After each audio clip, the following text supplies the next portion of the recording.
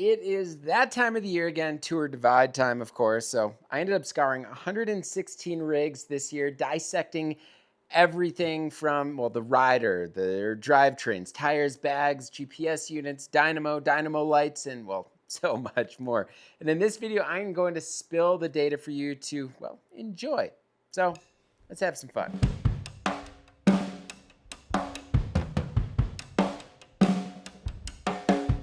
All right, so here's how I did things. I literally sat in front of my computer looking at these rigs for hours, days on end.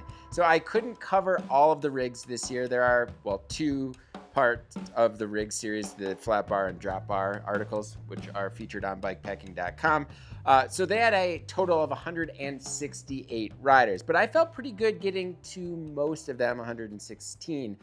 So it did take hours and days, even with the latest technology out there to kind of help me sort through things. But honestly, most of that time was spent counting chain ring sizes and figuring out tire widths because, well, many riders didn't share that. But that's okay. That's why I'm here, to put in the time to do all this stuff so you don't have to.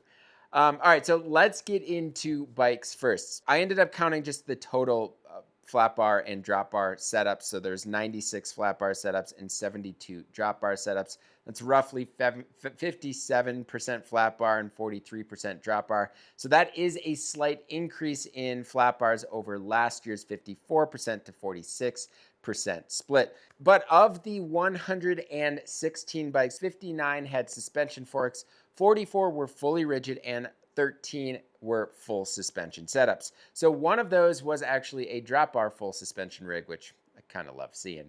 So like previous years, carbon bikes were by far the most popular. So 60% of the bikes were carbon, followed by 28% titanium, 8% steel, and the rest aluminum. Carbon actually saw a bump compared to 2024. Not exactly sure why this is the case, but well, it is a race after all, and I did notice a lot of race-oriented bikes this year. Steel rigs, on the other hand, actually took a hit, dropping from 12% last year to just 8% in 2025. All right, so more specifically on bikes, though, Salsa Cycles takes the cake yet again with 24 rigs, 20 of them being cutthroat, so no surprise there. And that actually is on par with last year's numbers as well. So Trek, Specialized, and Otso, and then Curve also rounded out the top 5. So outside of cutthroats, other popular builds were 5 custom builds, 4 Otso Fenrirs, 3 Epics, 3 Fargos, 3 Super Calibers, and 3 El Jefes. All right, so moving over to aero bars, of the 116 rigs, most folks were running them. Only 15 opted out, while 101 went with that added hand position and comfort. So before we move into drivetrains, which is very complex and exciting and fun, I do want to mention that this video is supported in part by Gunnison Crested Butte. Gunnison County has long been a hub for gravel cyclists. Just look back to the 1970s when riders were tackling Pearl Pass on clunkers. Well, times have changed. The county remains as expansive as ever. It's 1.5 times the size of Delaware, with most of that land being public. In fact, there are over 1,100 miles of dirt and gravel roads, perfect for piecing together a multi-day bike packing trip or heading out for a quick hour-long gravel spin. So to plan your trip or just to inquire, you can click on the card in the top right corner here, or else find the link in the description below. All right, so there was a lot of the same from last year to this year, but, well, there's one really eye-opening stat. So first and foremost, SRAM drivetrains continue to reign supreme, making up over 62% of the bikes, with Shimano accounting for just 26%. So that's a slight year-over-year increase for SRAM. There were also a handful of pinion-equipped bikes again this year, plus a couple folks running the 14-speed roll-off speed hubs. And let's not forget the 8 Brave single speeders, making up nearly 7% of the 116 rigs I counted. So the biggest shift I noticed this year is the growing acceptance of electronic drivetrains. So for whatever reason, folks really seem to, I guess, just be getting more comfortable with them, right? So a total of 49% of riders were actually using electronic shifting this year, compared to 51% running mechanical. So in 2024, 31% of racers were actually rocking electronic systems. So yeah, it's a big increase. In all but one, we're using SRAM electronic setups, the lone exception being the one new XTR Di2 wireless system, which I reviewed a handful of weeks ago. You can find that in the description below. But of the 57 electronic systems, over 38% were SRAM direct mount transmission builds. So my guess here is we're going to see electronic shifting be the majority next year, especially with Shimano now in the mix with their new wireless drivetrain setups. All right, so zooming in on gearing, so there were 107 1x setups, 90 of which were 12 speed, so no surprise there, as that's kind of been the standard for 1x setups for a little bit now. So a few of those were 12 speed pinion gearboxes, and beyond that, there were also 8 1x11s, 8 single speeders, 4 2x11s, 2 roll-offs, which are 1x14 technically, 2 3x8s, and 1 2x10, and 1 3x7 setup. So as for chainring size, 34 tooth rings were once again the most popular, showing up on 32 rigs. That was followed closely by 32 tooth rings. After that, we saw 30 tooth rings with 11 bikes, 36 tooth rings on 9 bikes. 4 bikes had 40 tooth rings and 3 28 tooth rings. All right, so diving into single speed ratios. So of the 8 riders, there were 2 on a 32x18, 2 on a 34x18, and 2 on a 32x17. So one person was running a 32x16 and one was spinning a 39x24. I just love seeing the single speed crowd out there. They're awesome, but there's something about the simplicity, no real maintenance beyond the occasional chain tensioning. Just clean, direct power. They're pretty epic, and yeah, my hat's off to those folks. Tires, tire time, tire chatter. It's classic. I mean, what's not to love about tires? You know, you get the age-old debate of what's the best tire on the divide. But it is an important topic here. You want something durable enough to kind of make it the full 2,700 miles, but you still want enough tread on there to kind of handle some of that varied terrain, you know, single track and what have you. I'd say most racers start with pretty new set of tires. At least that's what I did. And even then, when you usually get to Antelope Wells, they're trashed. All right, so backing up though, as for wheels, well, no surprise here, 29ers continue to dominate. Nearly 94% of riders are running a 29-inch wheel, and just under 5% are running 27.5, and there are 2 folks running 26-inch wheels. So as far as tires, in previous years, I actually grouped tires together, but this time I kind of wanted to break it down by the specific width folks are using because I think it tells a better picture here. So the most popular size folks were using is 2.25 inches with 41 riders using them, followed by 2.2 inches with 33.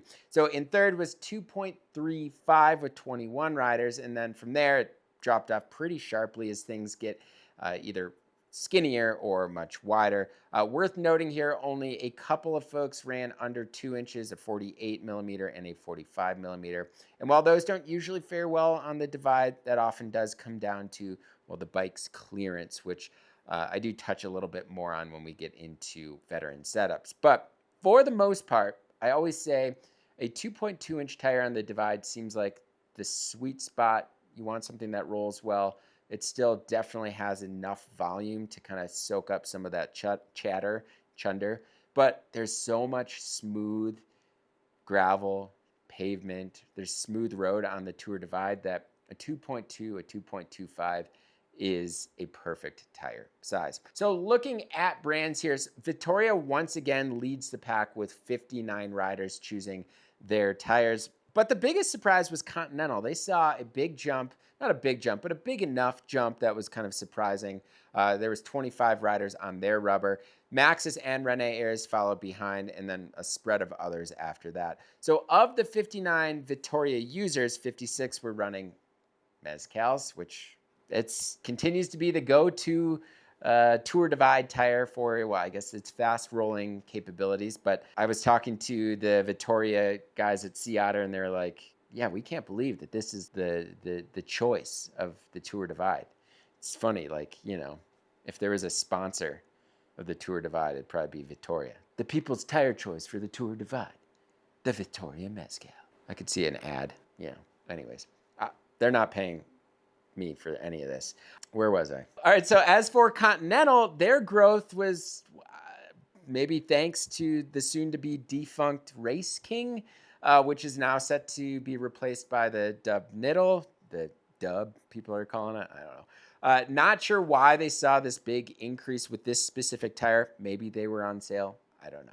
Anyways, after the Race King, a mix of Maxxis tires, which usually are a little bit higher in the rankings there, and then the Fleecer Ridge round out the top choices, followed by a variety of others. What's the Tour Divide without talking about bike packing cargo, and maybe more specifically, racks?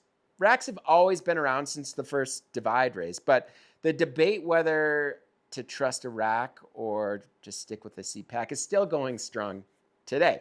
So that said, it's been an eye-opening experience to kind of watch and see how kind of things have shifted from even last year. So we were nearly at 50-50 rack and seat pack in 2024 with a slight edge to seat packs. But this year, rack saw a big jump. Over 67% of racers are using a rack setup, while just under 33% went with a seat pack. So that's pretty wild. I mean, that's a big jump. I kept scrolling and I just kept seeing racks. So 43% of those racks were tail fin aero packs, followed by 12 old man mountain racks, whether it's the Divide rack or the Elkhorn.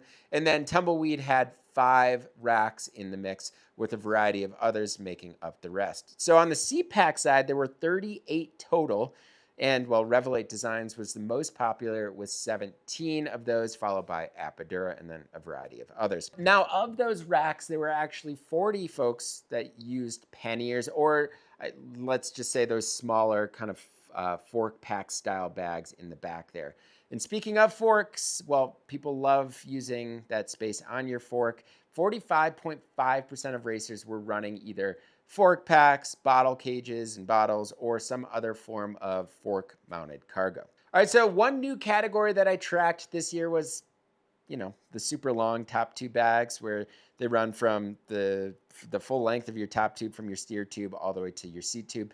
So I noticed a bunch of them, and I just kind of started keeping tabs. So in total, 43 racers out of the 116 used a full-length top tube bag, many of which were either custom or from Tailfin, Restrap, or Apidura. And while we're on the topic of bags, there were 11 full kit loyalists this year, so folks who were running kind of the same brand of their bags.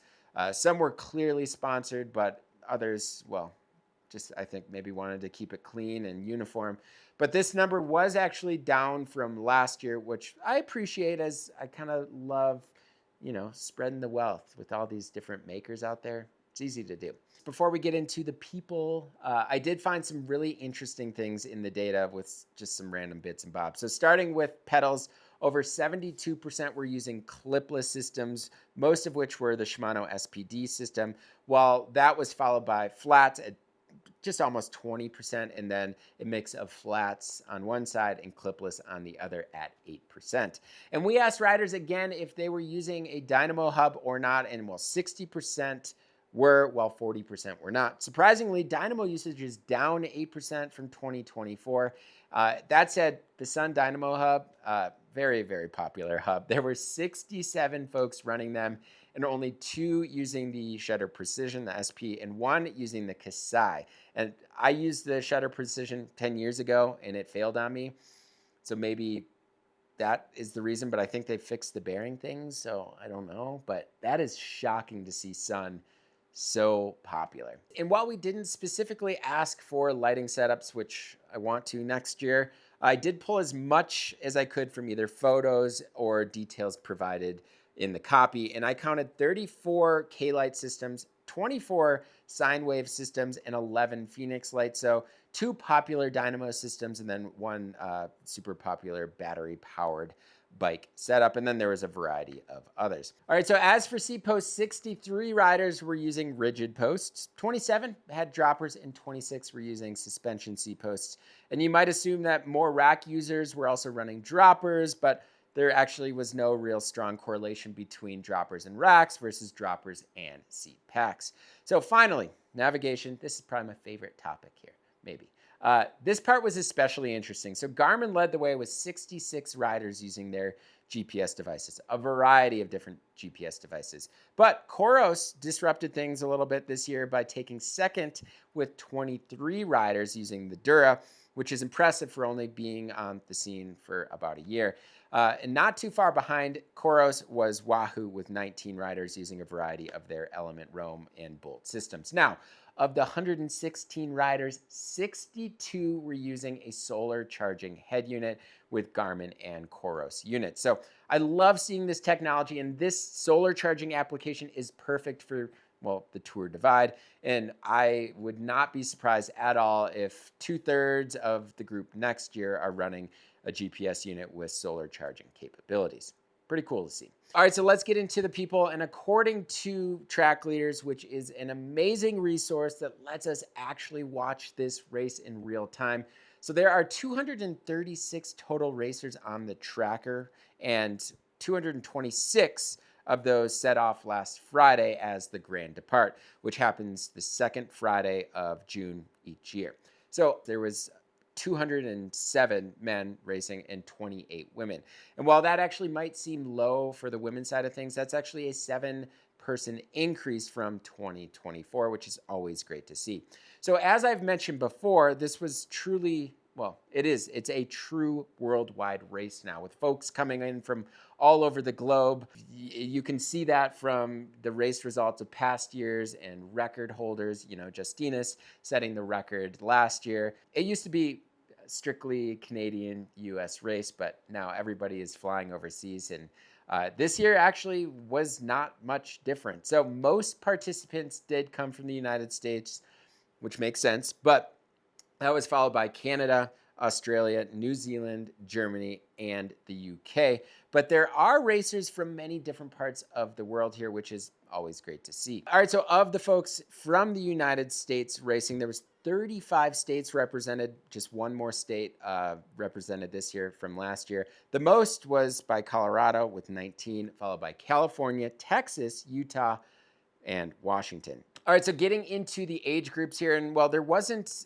a huge disparity in numbers between the age groups of 30 to 60. So that means 30 to 69. That's 4 age groups. So this year, the 30 to 39 group was the largest at 24.4%, followed by the 40 to 49 group at 23.5%. Then the 60 to 69 age group at 20.9%, and then the 50 to 59 group at 20.1%. Then there was a steep drop off with only 9% in the 20 to 29 age group, 3 individuals over 70, and 1 in the 10 to 19 age group. So finally, of the 236 racers, 71.5% were rookies, over 15% were veterans who have, finished before, and then over 13% are they call 0.5. So have lined up to start, but have yet to actually get to Antelope Wells, or if they're going northbound, Banff. And if you want to see some rigs of folks who actually finished before, it's actually pretty easy. So if you want to dive into this, you can look at, say, older Track Leaders finishing times, and then reference our rigs page from either the same year, or you could even look back and see if they raced 2 years in a row and see exactly kind of what they changed on their rigs. But a few kind of more dialed racers on the rigs this year include obviously Lael Wilcox, Dirty Dan, Mateo, Alexandra, Anna, Jens. Like there's a lot of very dialed rigs on here. And when you scroll through the rigs you can almost kind of tell what a veteran is. So I urge you all, if you're racing, don't forget to kind of put in the time and do your research and obviously find out what works for you. So that about does it. Another year of stats and analysis. If you like what you saw in this video and want to see more like it, please hit that subscribe button and notification bell. And if you want to help support this YouTube channel, everything we're doing at BIKEPACKING.com, helping support the rigs of our tracker page, our racing coverage, which for the Tour Divide is quite extensive. So you can do so by joining the Bikepacking Collective. The Collective offers a lot of awesome perks, including helping our website and our YouTube channel. It includes industry discounts, monthly giveaways, the twice yearly Bikepacking Journal, and the all-new Basecamp. So to learn a little bit more about the Collective or just to join, you can click on the card in the top right corner, or else follow the link in the description below. As always, thank you all so much for watching, and until next time, pedal further.